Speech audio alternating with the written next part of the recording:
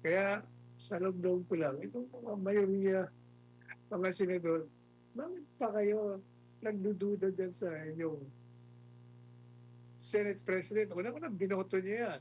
Dahil binoto niya Senate President, at alam niya naman ang tungkulin ng isang Senate President, apart from presiding on legislative work, siya rin ang uupong presiding officer ng impeachment trial. At siya naman ang sinasabi ng rules nyo. Binago nyo, pero ganun pa rin.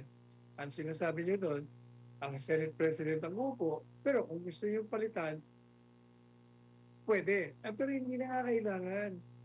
Dahil okay na itong Senate President nyo eh. Spirit nilang tutuldukan ito sapagkat hindi na naman nila maintindihan kung anong gagawin nila sapagkat sa ating saligang batas, pag ang presidente ay na-impeach at dadaan sa isang paglilitis o impeachment trial, ang Chief Justice ng Korte Suprema ang mag-preside. Pero wala nakalagay doon kung ang mga ibang impeachable officers naman ang ililitisin mo, kaya ng Vice Presidente, wala naman nakalagay doon kung sino ang mag-preside sa impeachment court. Pero sa aking pananaw,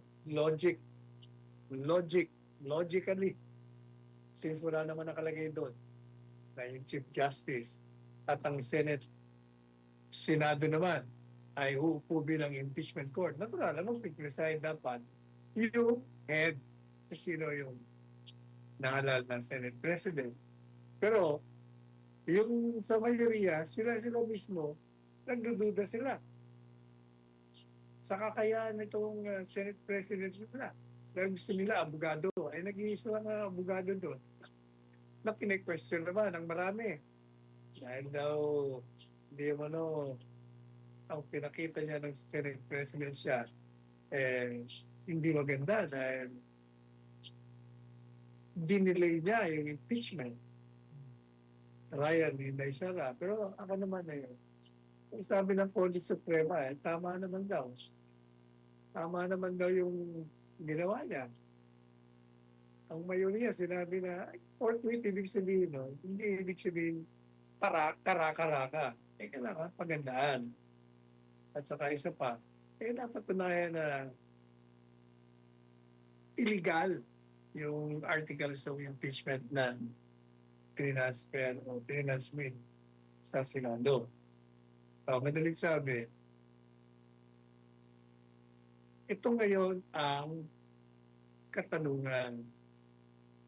Pwede bang mag-preside ang isang Senate President na hindi abogado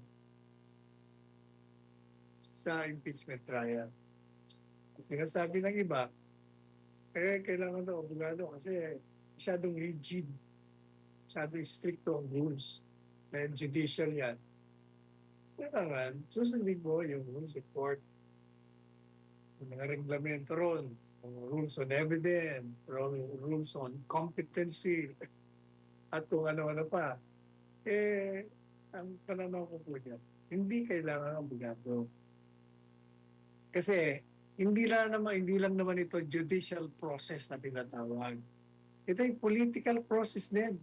Kaya ibig sabihin, yung mga struktura na napaka-higpit ay hindi yung kailangan pairalin.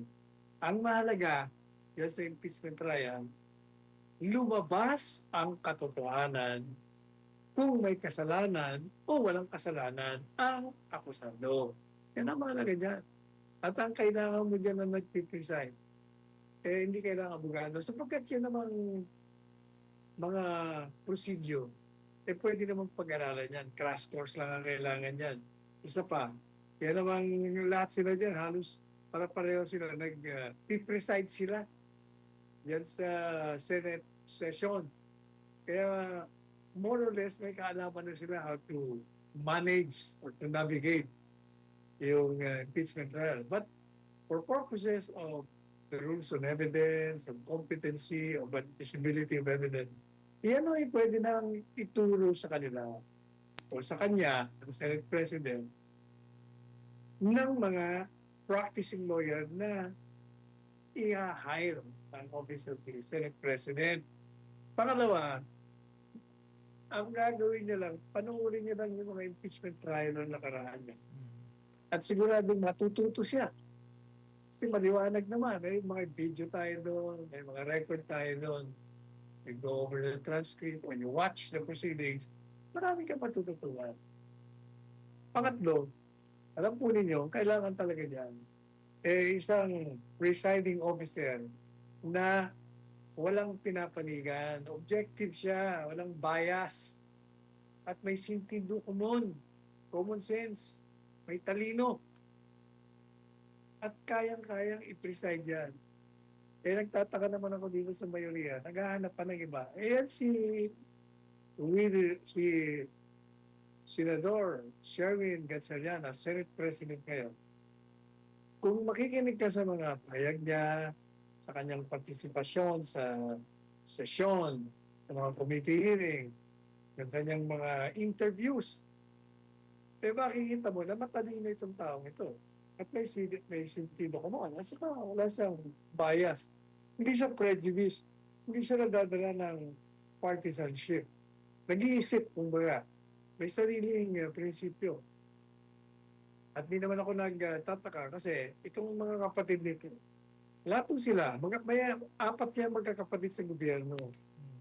Yan si Senate President Sherwin Gatchalian, naroon yung Congressman ng 1st District ng Valenzuela, kapatid niya, si Congressman Kenneth. Naroon ang mayor ngayon, na dating congressman, si Mayor Wesley Gatchalian. At yung cabinet secretary na si Secretary Rex Gatchalian. Ito pong apat na ito, lahat sila ay US educated. Sa Boston, nagsasama pa, madalit sabi, may maganda mga background nila. At saka, ang mahalaga sa akin, itong apat na itong anak ni William Gatchalian, D. King Gatchalian. Mukhang maganda ang pagpapalaki sa kanila kasi hindi sila mayayabang, hindi sila mga tipong self-entitled, considering na ang pamilya nila, bilyon-bilyon ang kanilang ari-arian. Madali sabi, bilyonary pamilya to, pero hindi ka makikita ng yabang sa mga anak nito. Maganda ang palakad sa kanila. Kaya, sa loob ko lang, itong mga mayoriya, mga senador, bakit pa kayo nagdududa dyan sa inyong Senate President? Unang binoto niya yan. Dahil binoto niya Senate President, at alam niyo naman ang tungkulin ng isang Senate President, apart from presiding on legislative work, siya rin ang upong presiding officer ng impeachment trial. At siya naman ang sinasabi ng rules nyo. Binago nyo, pero ganun pa rin. Ang sinasabi nyo doon, ang Senate President ang upo, pero kung gusto nyo palitan, pwede. Pero hindi na kailangan. Dahil okay na itong Senate President nyo. Mabuti kung ito'y may reputasyon na magnanakaw. Wala naman. Ito'y may reputasyon na prejudice o bias, walang prinsipyo. Kagaya ng hindi ilan sa inyo na may mga kaso at ubod ng yayabang pa, kumakaasta. Ito hindi ko nakita kayabangan tong si Sherwin Gatchalian. Malumanay magsalita, hindi basta pabugso-bugso, hindi kagaya ng magkapatid dyan. Naku, kung yabang ng makikita natin. At madalit sabi, hayaan nyo na, ang mahalaga, magkaroon kayo ng isang presiding officer na hanapin ang katotohanan. Hindi magpapadala sa agos, sa pressure ng kung sino-sino. At titingnan niya yung totoo. Ano ba? Yan bang articles of impeachment? Batay ba yan sa tamang mga akusasyon na may ebidensya? Kasi titingnan mo, kung ako ang isa sa kanila ako mismo, pinalata ko, dismiss na natin to, kalokohan lang to, sinasayang lang natin ang oras nito. Pero, siyempre, sila nagde-design dyan. Kaya, kung ako kayo, huwag na kayong maghanap pa ng presiding officer. Okay na yung presiding officer ninyo. Si Senate President Sherwin Garcia. Ayan. Ayan, Attorney Sa